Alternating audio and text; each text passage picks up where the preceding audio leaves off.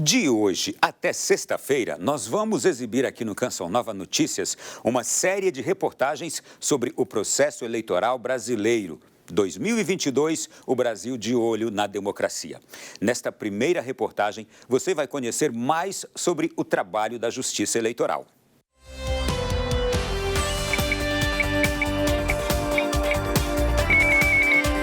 Você já parou para imaginar como era o Brasil antes da Justiça Eleitoral?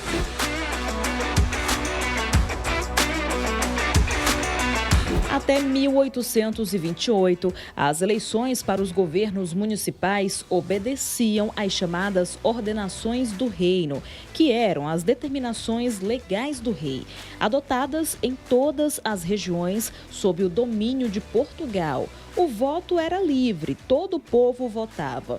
Com o tempo, porém, ele passou a ser direito exclusivo dos que tinham maior poder aquisitivo. A idade mínima para votar era 25 anos.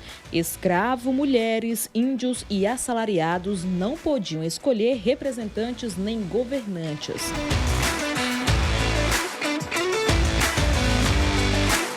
Em 1916, o presidente Venceslau Braz, preocupado com a seriedade do processo eleitoral, sancionou a Lei 3.139, que entregou ao Poder Judiciário o preparo do alistamento eleitoral, para confiar ao Judiciário o papel de principal executor das leis eleitorais. Muitos perceberam nessa atitude o ponto de partida para a criação da Justiça Eleitoral, que só aconteceu em 1932. E lá se vão 90 anos. Desde sua criação, a Justiça Eleitoral já passou por muitos avanços e se tornou um instrumento necessário para a democracia brasileira. O voto feminino foi uma grande conquista para o processo eleitoral brasileiro, um marco na história. Foi com o Código de 32 que nasceu a eleitora. Não existia eleitora, existia eleitor. Foi com o Código de 32 que nasceu a candidata, que era uma figura que também não existia, só existia candidata. Essas mulheres,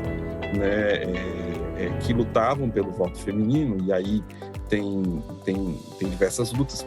Na época eram mulheres intelectualizadas, como a Berta Lutz, por exemplo, que vão exigir, vão protestar e vão fazer um movimento de ir na Câmara, falar com os deputados, protestar, fazer marchas na rua, exigindo o voto feminino. Ao longo dos anos, a Justiça Eleitoral trouxe vários avanços. O Código Eleitoral atual foi instituído em 1965. Em 1993, foi realizado o plebiscito para decidir a forma e o sistema de governo do Brasil.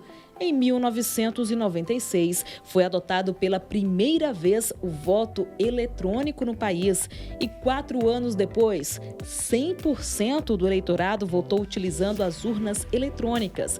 Memórias importantes que estão preservadas no Museu do Voto. A história da Justiça Eleitoral não se resume apenas à urna eletrônica.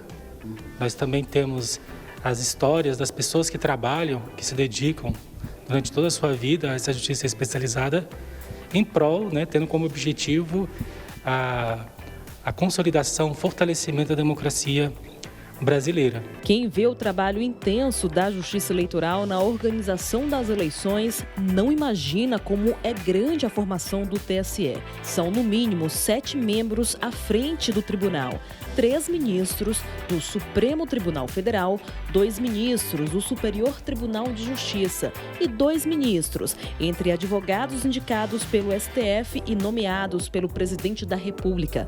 Atualmente, o presidente do TSE é Edson Fachin, que carrega a missão de garantir a legitimidade do processo eleitoral para fortalecer a democracia.